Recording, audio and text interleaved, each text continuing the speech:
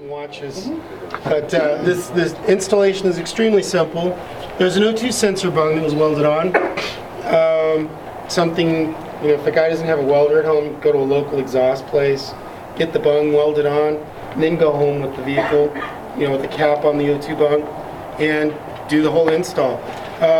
As far as the plate that goes in between the carburetor and the intake manifold, it's just the same as installing a carburetor spacer, which most people are familiar with, and it's very simple.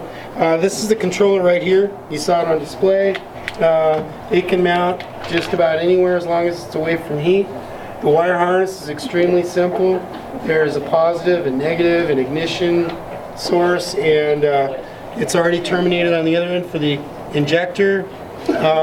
There's extra leads for some optional equipment to hook up. You can include a temperature sensor for some more fine tuning that the system provides.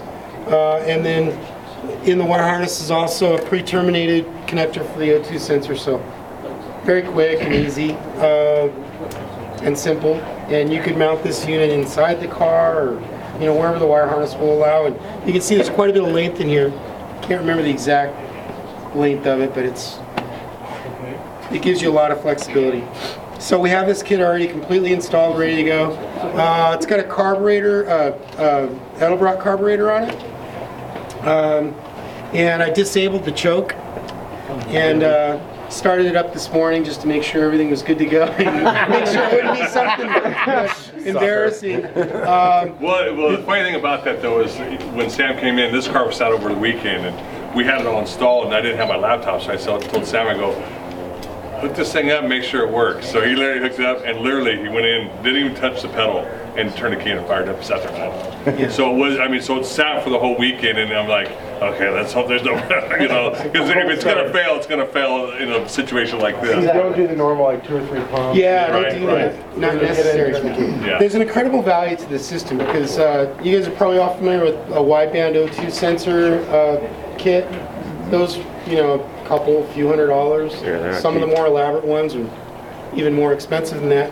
This has a wideband O2 sensor, and that's the basis for how this thing functions. It's always reading the exhaust system, the exhaust gases, and determining whether it needs additional fuel or not. And there's a air-fuel ratio output wire for this. So if you have a data logger, you can actually data log it from there and get your air-fuel ratio. So you have an air-fuel ratio monitor built into the system. And what's the list price on this thing? The list price on this is $699 for. Mike, did they drop the list price on this? Didn't they drop it? What's the list? $499. Yeah. $499. Oh, it's the price of an O2 monitor. Yeah. $499 for the first system that fits the Holley 4150 style as well as the Edelbrock's. We have a dedicated system that's for the quadrajets. The only difference being the base plate, And then, of course, we have one for the Dominator carburetors, 4500 series. That system has 2 injectors in it. Yeah, and because of the fact that it's got 2 injectors, that one runs $599. That's MSRP. The other 2, the Quadrajet, and the typical Holley, are $499. Right. And if you look at this one, someone's talking about fuel. If you look, we teed off the, it's just got a small block Chevy mechanical fuel pump, so we just teed right off of it. Yeah. So this thing probably produces maybe 5 psi, or it's pretty low pressure, and it'll still run that injector. That's what I was going to ask, because I was wondering if it varied based on the different sizes of carburetors you have. Because I'm assuming the fuel injection is just to keep it from having to deal with starting it, and then it still runs like traditional carburetor through the carburetor. Right, and then Sam will get into it more. And then with the O2 is, if you remember, it's just a supplement. It's not like to sustain 5,000 horsepower. It's just to get you over the spots where you got the lean conditions, the cold start. It's just a supplement. Just to bring the fuel up. So right, that's why we were able to use such a small injector. That makes sense. But the reason why we did the 2 injector on the Dominator, well then on the Dominators are bigger. What's the total how fuel big flow? is the Really injector? was the biggest reason for 2 injectors. What's the total fuel flow through your system? You know what? That's actually a good question. We didn't do a fuel flow on it, but that's. It is a standard LS3 injector. Okay.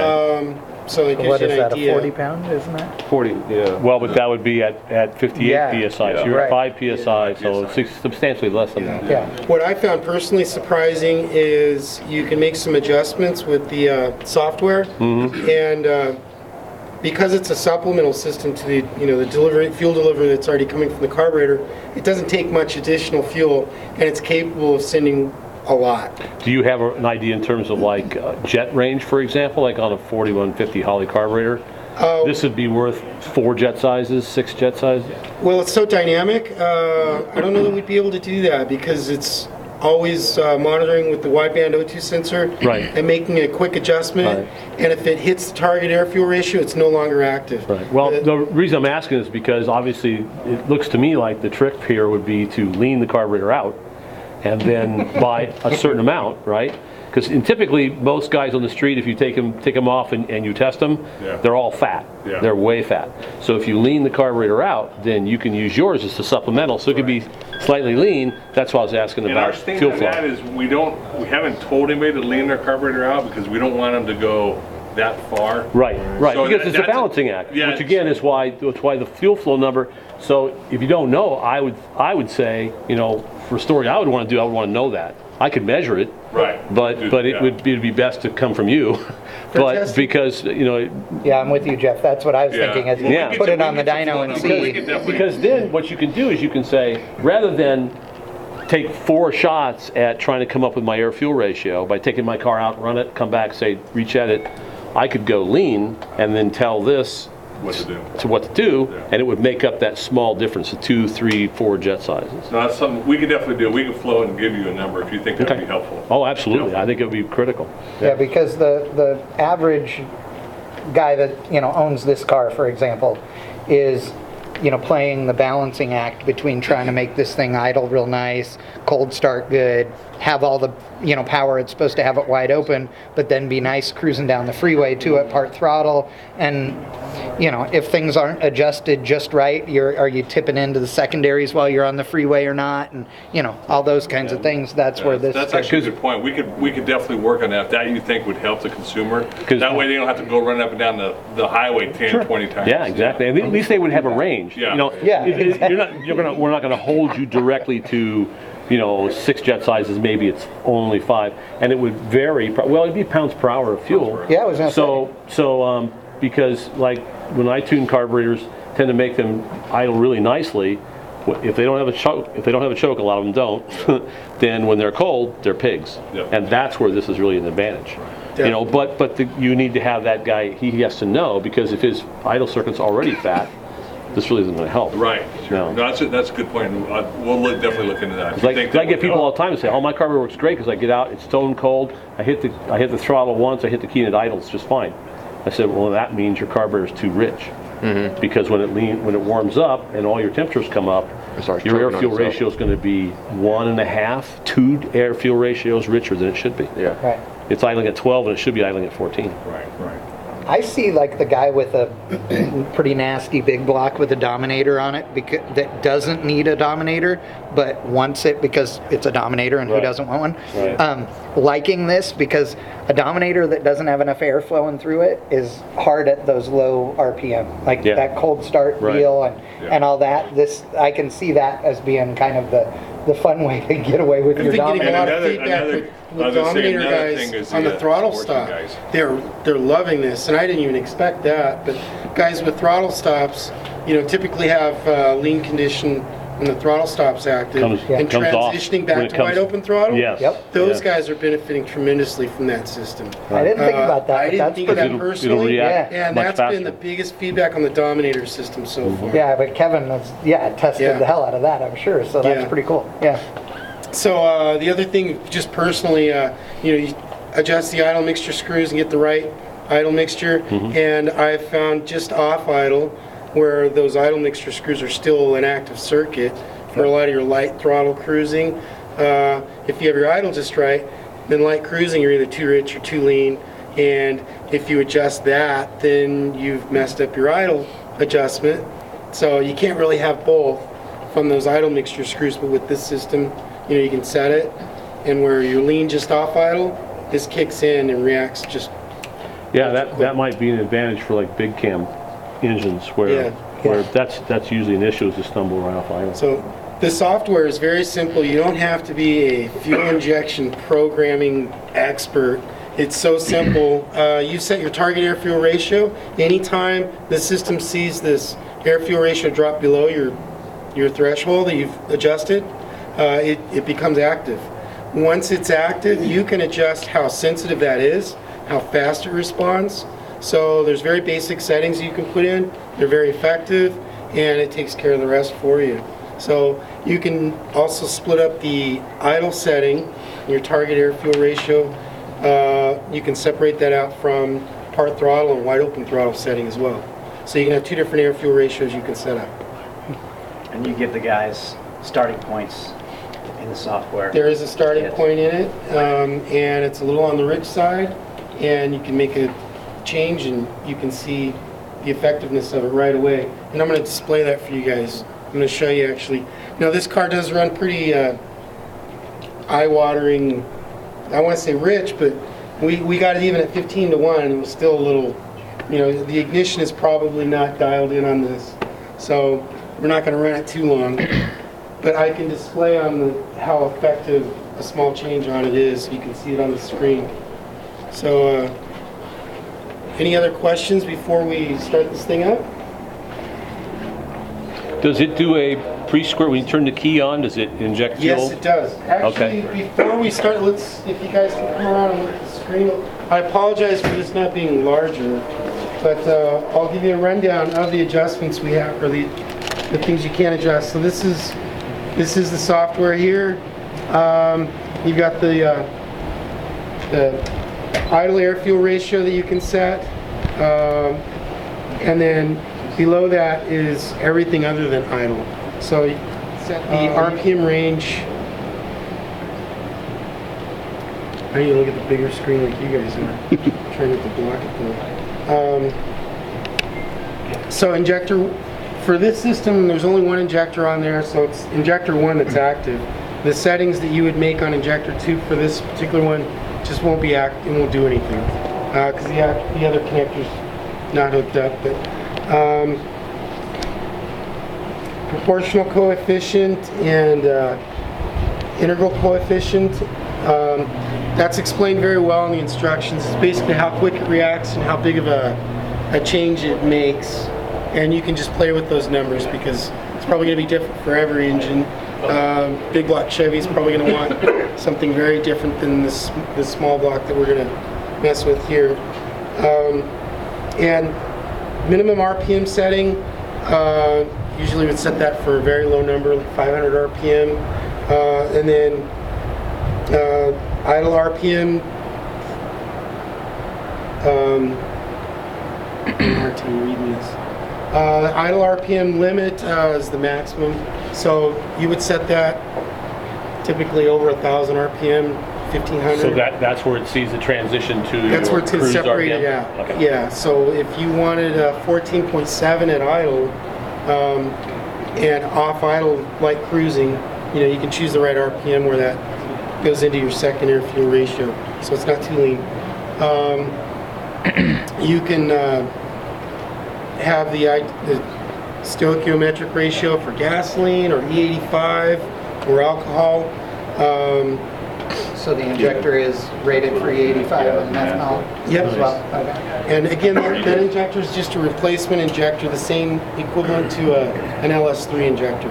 So if you were to have to replace that at some point or change an O-ring You said out there or was a something. provision to add another injector, correct?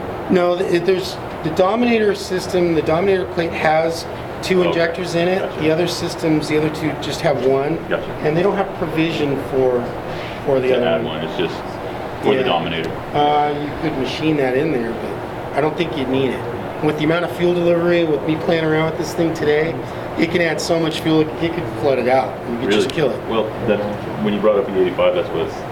And I was quite surprised knowing it's running off of the 5 pounds of pressure, whatever this carburetor's getting. So in terms of fuels, does it just have limitations on gasoline E85, or can you give it like an E50? Can you change the mix? Well, you can prescribe the Or you just air-fuel tell ratio. it the stoichiometric number? Yeah, you can just All right. pick the but there's a base setting, you know, for, So it allows you to change the stoke number? yes. Okay, perfect. Definitely. Did I see something on your guys' website about nitrous as well? This is not No, designed it was- to like integrate with nitrous. Okay. In theory, it could help, you know, Yeah. because if it sees a leak condition, you know, something below your threshold that you set, it will be active. So it's not intended for that, but it would help. I certainly wouldn't depend on it as No. the fuel Right. delivery Right, for right, that. right. But as a supplement, it will work very well. With the Because it's a still boosted feedback at application, wide open throttle, so. it would still apply to a boosted application too. Okay. Anytime, Yeah. regardless of the scenario, anytime it drops below that ideal air fuel ratio you want to achieve, it's going to be active. Beautiful. So if you install the optional coolant temp sensor, you get some additional functionality here to set parameters for a cold start. Now, you can still have that work to a degree without that temp sensor. You can just choose the amount of time that the injector will pulse to get some additional fuel like you would do when you pump the throttle, and you can have that taper out. But with the sensor, you can actually determine the temperature cutoff point. Right. And you have some warm start options as well, which aren't as commonly used, but you have that adjustability. So we can start the car up and get this thing going. So Choke is unhooked, but it's not disabled. choke is unhooked, just the heating circuit for it, just the wire. I couldn't take this carburetor apart. I didn't want to like, take the choke horn off and or something.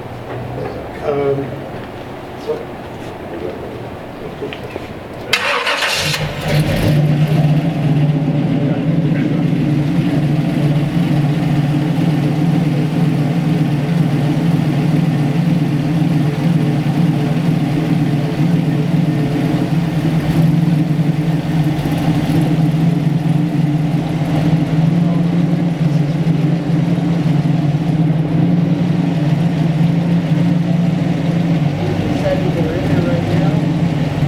If I want to make a change while the car's running, I can do that. Because you can send these changes to it, and it'll take effect immediately. You don't need to shut the car off, restart it or anything. So at idle, I can really play with these numbers and immediately see how effective it is. And because every engine's going to be different, some of this is going to be a little trial and error as far as how big or how small of an additional fuel you're going to want it to give. So over the data screen, you can actually see that. So up here with injector 1 being the active injector, on this kit you can see, yeah, you can see the amount of fuel that it's actually delivering and the air fuel ratio.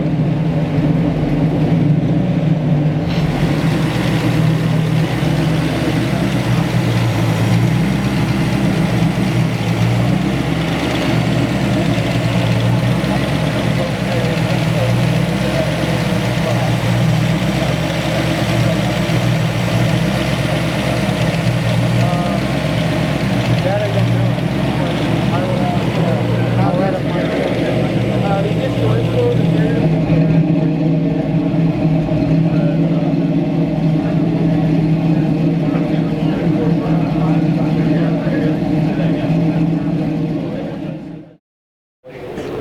So if you cut off the fuel to the carburetor, would it still run? I turned the idle mixture screws all the way in, which is essentially turning the fuel delivery off, and it ran good. Actually, it ran a little bit better. It ran a little bit smoother. Don't hold us responsible for this. We don't know nothing about it.